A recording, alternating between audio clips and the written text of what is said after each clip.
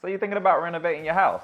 Or maybe you're just torn around with the idea because you've been watching those renovation shows where they knock down the walls, slap on some paint, suddenly it's like $1 million home.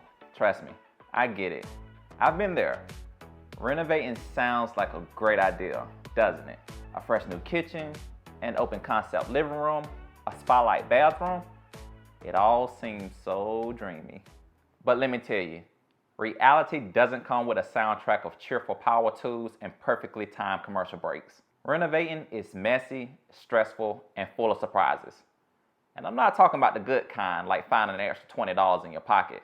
There are so many things I wish I knew before I started renovating my house, and if I can help you avoid even one of the headaches that I went through, it'll all be worth it.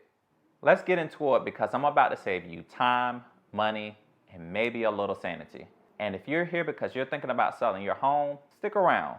There's a lot of crossover here that can make your home more appealing to buyers or even save you from unnecessary projects that don't add value. Plus, let's be real. I would like for you to subscribe to the channel because we got so much more helpful content coming your way. All right, here's what I wish I knew before diving headfirst into renovation madness. First, here's the truth that no one likes to say out loud. Renovations rarely ever go exactly as planned. I went into my renovations like an optimist with a budget, a timeline, and a particular vision. I thought I was prepared. Spoiler alert, I wasn't. Within the first week, my contractor hit me with, "We've run into a small issue." That's contractor code for, this is going to cost more money, take more time, and potentially drive you crazy. No matter how much you plan, something will come up. Whether it's surprise plumbing issues, materials being back ordered, or realizing your original design doesn't quite work in real life. And here's the kicker. It's going to cost more than you think. Always pad your budget. Whatever number you have in your head, add at least 20%, maybe 30% just in case. If you don't need it, great. It's like finding bonus money at the end. But if you do, you'll be glad you planned ahead. Now let's talk about the budget because, yeah, this is where it gets slippery. There's something I like to call renovation math, and it's a trap that we all fall into. Here's how it works. Start with a solid budget. Then you find a countertop that you absolutely love that's a little bit over budget. And then there's a light fixture, and then there's cabinet hardware. And before you know it, all of those small upgrades have added up to a number that makes your stomach drop. For example, I was picking out flooring and found this nice hardwood that was slightly more expensive than what I had planned for. I told myself, it's fine, it's an investment, and it truly was, until I kept making the same excuse for every single choice. By the end, I was splurging on things like custom blinds. Did I love them? Yeah, I did. But did my wallet cry? Also yes. So here's my advice. Stick to your budget as if your life depends on it. And if you're going to splurge, make sure it's something that you'll really use and love. Speaking of choices, let's address trends. Trends are so tempting, aren't they? You see them everywhere. Shiplap, barn doors, bold accent walls, and you think, I need that. But here's the thing about trends. They don't last. So before you commit to that trendy backsplash or Instagram famous wallpaper, ask yourself, will I still love this in 5 years? If the answer is even a hesitant maybe, consider going with something that's more timeless. That doesn't mean that you can't have fun. Just try to keep the big, expensive decisions like flooring, carpentry, and countertops classic. You can always swap out things like the decor and paint colors down the road. Now let's dive into something no one talks about enough.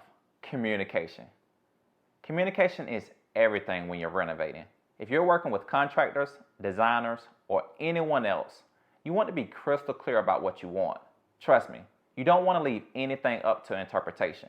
For example, you don't want to tell a contractor that you want a modern light fixture in the dining room and end up with something that looks like it belongs in a spaceship. Tell them exactly what you want in order to get what you envision. Reference photos and over-explain anything that you're wanting. But it's not just about avoiding mistakes. Communication can also save your sanity. Renovations are stressful and things will go wrong. The more you stay on top of what's happening, the easier it will be to address issues before they snowball. And don't be afraid to ask questions. It's your house and your money. You have every right to know what's going on. All right, here's a big one. Patience. You're going to need so much patience. Renovating is not a quick process.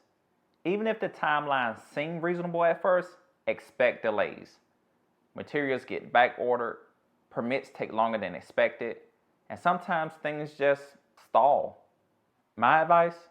Embrace the waiting game. Use that time to plan your finishing touches like decor or organization. Or if you're anything like me, distract yourself with endless Amazon scrolling of whatever else you can buy. Just remember, it'll all come together eventually, and the wait will be well worth it. Oh, and here's a bonus tip. If you can avoid living in your house during the renovation, do it. Seriously, if there's any way to stay somewhere else, even temporarily, take it. Living in a construction zone is not for the faint of heart. The noise, the dust, the lack of usable space, it's a lot. But if moving out isn't an option, try to create at least one safe zone in your home. A place that's clean, comfortable, and construction free. And finally, the most important thing that I wish I'd known is that it's all going to be worth it. Yes, renovations are messy, stressful, and sometimes downright chaotic. But when it's all done, there's nothing like looking around to see your vision come to life. That kitchen you dreamed of, it's real. That bathroom that feels like a spa, yeah, you made that happen. So if you're considering renovating to boost your home's value before selling, take these lessons to heart. Focus on projects that will actually appeal to buyers. Think kitchens and bathrooms. And if you're feeling overwhelmed, remember that I'm here to help. Subscribe to the channel for more tips and advice. You may also want to check out one of my latest videos on what to do when you receive your first offer. Whether you're renovating, selling, or just dreaming about what's next, you don't have to do it alone. I'll see you in the next video.